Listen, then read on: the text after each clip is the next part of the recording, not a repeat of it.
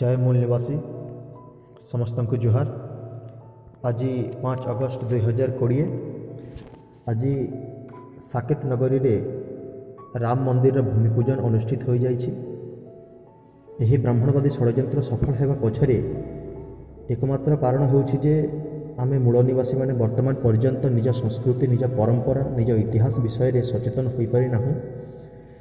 तेबे मु एक छोट कविता पढ़ापी चाहिए जो थे मु व्यंगात्मक भाव में मु हिंदू बोली लिखुची एवं पर निज स्वर मुखर करने चेष्टा करी जे मु केमिति भाव में हिंदू नुह। कवितार शीर्षक हेउची मु हिंदू। अरे मु भूली जाउची मु हिंदू बोली मते मने पकई दियो। मु भूली जाउची मु हिंदू बोली मते मने पकई दियो। हाणी देवी से मुसलमान को मते खंडाटे दियो। हेले मो बिहा बर्पण मोड़ डाहाली कुंदा देऊ बार पहाड़ माउली तुम बेदरे नहीं तो। मो पिदर कनर देवता आम धरनी खुंटी तुम गीतारे नहीं तो। ओहो किछि हेले कुह मु भूली जाउछि मु हिंदू बोली मते मने पकई दियो। मु तेली माली धोबा केउट मु तो घासी चमार पाण पढ़िनी से वेद की पुराण।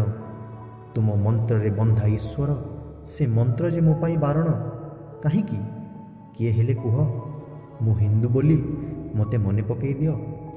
मु पछुआ मु अछुआ मु आदिवासी मु पछुआ मु अछुआ मु आदिवासी ए महान माटीर मूल निवासी।